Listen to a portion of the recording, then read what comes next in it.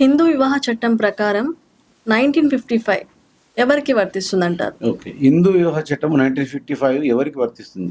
ఈ యొక్క marriage act అనేది 1955 అనేది 1955 అంటే మే 18, 1955లో ఈ చట్టం సవరణ చేయడం జరిగింది. అంటే ఇది హిందువులకు మాత్రమే వర్తిస్తుంది. హిందువులు అనగా ఎవరు?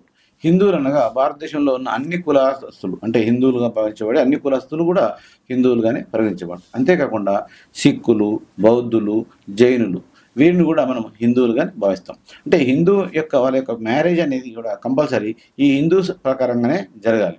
సో ఈ చట్టం అనేది హిందువులందరికీ వర్తిస్తుంది. వారి యొక్క తదనంతరం కూడా వారు ఏ విధంగా పెళ్లి చేసుకోవాలా అనేది కూడా మనం గమనించాలి. ఇక్కడ పెళ్లి అనేది రిజిస్ట్రేషన్ మ్యారేజా, నార్మల్ మ్యారేజా? ఒకవేళ రిజిస్ట్రేషన్ కాకుండా చెల్లుతుందా, చెల్లదా?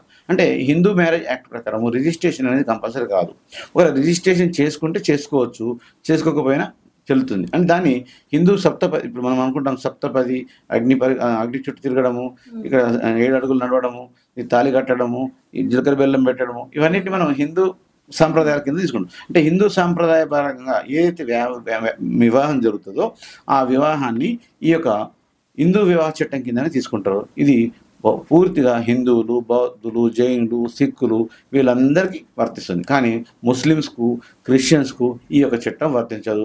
ఇది పర్సనల్ చట్టాలు కాబట్టి ఇది ఓన్లీ హిందువులకు మాత్రమే వర్తిస్తుంది.